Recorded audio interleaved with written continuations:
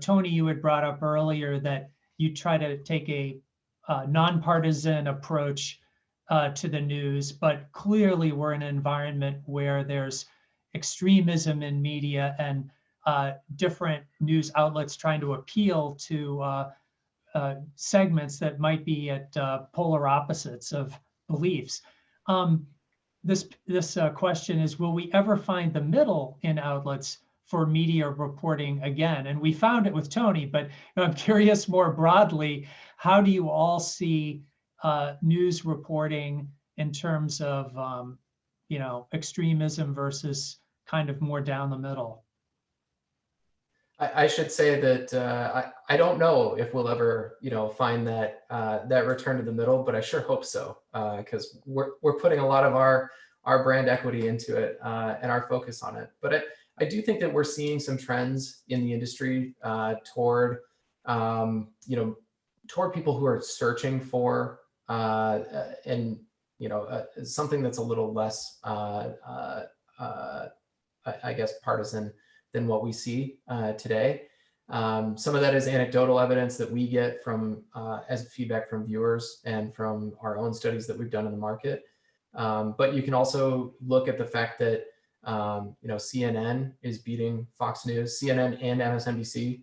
Although you could argue that they're also part of the partisan gang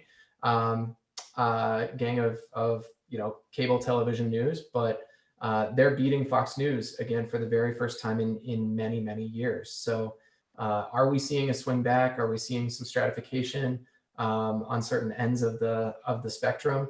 Hard to say, but I do think that there's quite a bit of white space there, and we're starting to see movement from various news organizations back toward what I would consider that middle.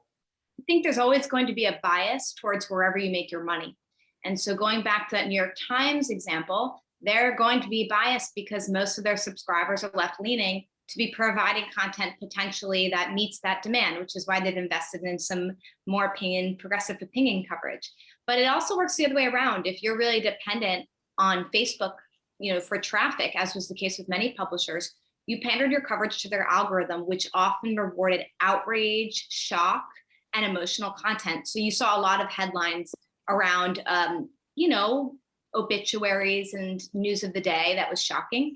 Now we're in a situation where people are starting to wonder, well, is there a way we can create a business model for publishers where they're not economically incentivized towards one political view or outrage? And one thing that a lot of publishers are starting to consider is becoming a 501c4, being a nonprofit.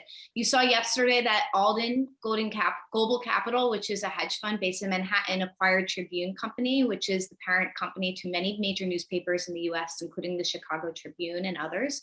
And as a part of the agreement, they agreed to spin out the Baltimore Sun into a nonprofit. The Salt Lake Tribune has recently gone nonprofit, as did a bunch of New Jersey local papers last week.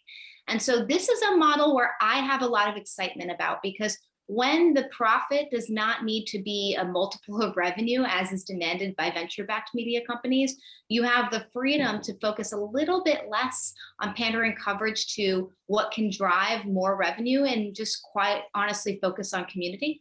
Now, I don't think that's the right fit for everybody. You need innovation in news. So it's not the one size fits all solution, but I think it's a really strong solution for a lot of big publishers that are trying to figure out what's the next step, especially ones at the local level.